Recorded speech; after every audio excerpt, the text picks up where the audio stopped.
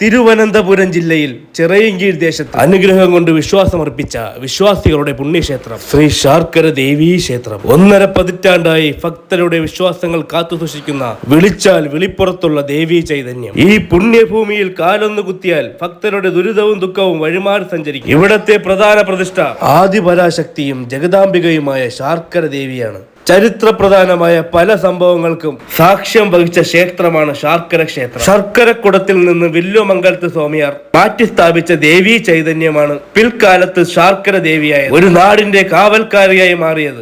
അമ്മയുടെ പാതാര വിന്ദങ്ങളിൽ വീണു കരഞ്ഞാൽ കണ്ണീരൊപ്പുന്ന, വിളിച്ചാൽ വിളിപ്പുറത്തെത്തുന്ന ഭക്തി സ്വരൂപിണിയായ ശാർക്കര അമ്മ. ഓം നമോ നാരായണായ.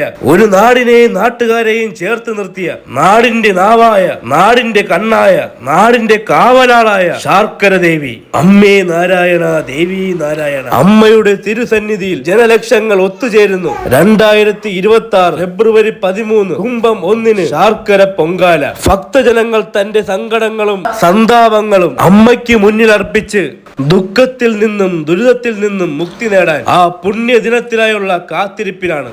ഓം ശാർക്കരേശ്വരിയേ നമഃ.